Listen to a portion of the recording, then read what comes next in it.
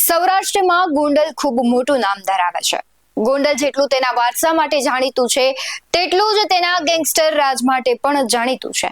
અને ખાસ તો ગોંડલનું નામ આવે તો આમ તો જયરાજસિંહ જાડેજાના નામથી વધારે તે પ્રખ્યાત બન્યું છે.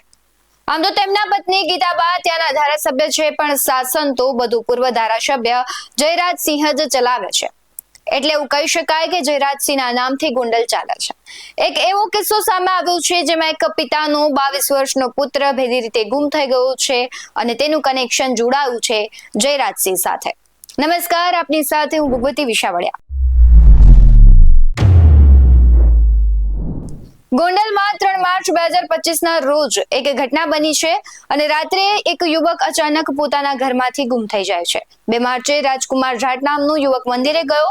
યુવક પોતાનો મોબાઈલ મંદિરમાં અંદર જ ભૂલી ગયો હોવાથી જ્યારે તેના પિતાનો ફોન આવ્યો ત્યારે પૂજારીએ ફોન ઉપાડ્યો અને તેના પિતા ત્યાં હનુમાન મંદિરે પહોંચ્યા. જે બાદ બંને પિતા પુત્ર બાઇક પર પરત ફર્યા હતા અને યુવક ત્યાંથી નીકળતી વેળાએ બાઇક સ્પીડમાં ચલાવતો, જેથી તેના પિતાએ જયરાજસિંહના બંગલા સામે ગાડી ઊભી રાખી અને તેના પુત્રને સમજાવતા હતા. જ્યારે પિતા પુત્ર વાત કરતા હતા તે જ સમયે જયરાજસિંહના બંગલામાંથી કેટલાક લોકો બહાર આવ્યા અને તેઓ આ યુવકને અંદર લઈ ગયા.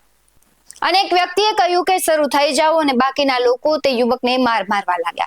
જે બાદ આ મામલો શાંત પડાવી અને તેના પિતા યુવક રાજકુમારને પોતાની સાથે ઘરે લઈ ગયા અને તેને એટલી હદે મારવામાં આવ્યો હતો કે તે ચાલી પણ નહોતો શકતો.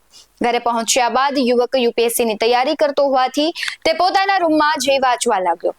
સવાર પડતા તેના પિતાએ ત્યાં યુવકને જોવા ગયા તો પોતાના રૂમમાં નહોતો. જે બાદ આ મામલે તેના પિતાએ પોલીસમાં અરજી દાખલ કરાવેલ અને યુવક 3 માર્ચથી ગાયબ છે તેવું કહ્યું. છતાં આજે 9 માર્ચ થઈ ગઈ છે, છતાં યુવકનો કોઈ આતો પત્તો નથી. ત્યારે બીજી તરફ આ મામલે પોલીસ પણ પૂરતી મદદ કરી રહી નથી. ત્યારે તેના પરિવારમાં અત્યારે ચિંતાનો માહોલ છે. સમગ્ર ઘટનામાં યુવકના પિતા શું કહી રહ્યા છે આવો સાંભળીએ. एक आदमी ने बोला, एक आदमी ने कि चलो चालू थी जाओ, है ना। और वो उस समय वो सभी 12-13 जो भी लोग थे वो सब मतलब लड़के पे टूट पड़े, मतलब मारने पीटने के लिए. और मारने पीटने लगे तो इस कदर मारने पीटने लगे कि हद से भी ज्यादा. मैं तो हाथाजोड़ी करके उनको कह रहा था, अरे भाई क्यों मार रहे हो, बच्चे की क्या गलती यार, हम तो सड़क पे जा रहे थे और यहाँ आ गए तो आपने ही बुलाया और आ गए और उसमें बच्चे की कोई गलती भी हो गई हो तो यार हमको माफ कर दो और हमको जाने दो.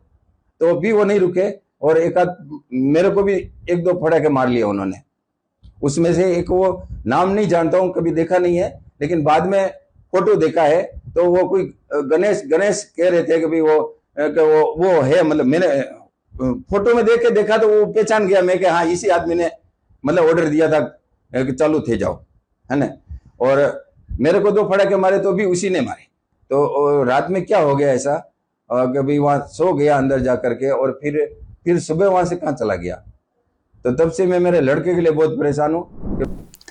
ગોંડલના ભાજપના પૂર્વ ધારાસભ્ય જયરાજસિંહ જાડેજા અવારનવાર ચર્ચામાં આવતા હોય છે. ક્ષત્રિય આંદોલન સમયે પણ જયરાજસિંહ જાડેજા તેમના નિવેદનને લઈને લાઇમલાઇટમાં હતા. ત્યારબાદ તેમના પુત્ર ગણેશ જાડેજાને લઈને એક ચોંકાવનારો કિસ્સો સામે આવ્યો હતો, જેમાં ગણેશ જાડેજા અને તેની ટોળકીએ એક કોંગ્રેસના નેતાનું અપહરણ કરી અને તેને ઢોરમાર માર્યાની ફરિયાદ નોંધાઈ હતી અને ગણેશ ગોંડલ જેલમાં પણ જવું પડ્યું હતું.